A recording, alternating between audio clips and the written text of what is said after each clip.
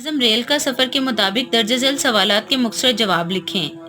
الف، پہلے شعر میں شاعر مسافر کو کیا مشورہ دے رہا ہے؟ شاعر مسافر کو مشورہ دے رہا ہے کہ تو ریل گاڑی کی گنجائش کو نہ دیکھ اور نہ لوگوں کو گن، بس تیاری کر، خدا کا نام لے اور ڈبے میں گھس جا۔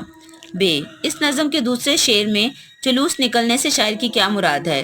دوسرے شعر میں جلوس نکلنے سے شاعر کی مراد برا حال ہونے سے ہے، یعنی ریل کے ڈبے میں اتنا زیادہ رش ہے کہ مسافر کا برا حال ہو جائے گا۔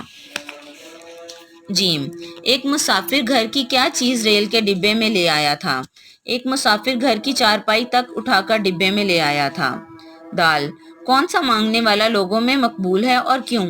چمٹا بجا کر مانگنے والا لوگوں میں بہت مقبول ہے کیونکہ وہ گا کر بھیک مانگتا ہے اور لوگ اسے محظوظ ہوتے ہیں۔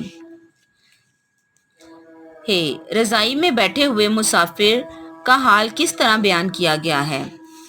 جو لوگ سردی کی وجہ سے رضائی میں بیٹھے ہیں ان کو دیکھ کر ایسا لگتا ہے جیسے وہ سل کر بیٹھے ہوں۔ پیارے بچوں، یہ تو آپ کی تمام جو کمپلیٹ نظم ہے اس کی تمام ایکسرسائز ہے، اس کی تشریح ہے، اس کا مرکزی خیال خلاصہ ہے، اس کے جو تمام مشقی سوالات ہیں، کمپلیٹ چیپٹر آپ کا نظم ہو گیا ہے۔ اس کو اپنی نیٹ کاپیز پہ لکھیے گا اور اس کو یاد کیجیے گا۔ شکریہ۔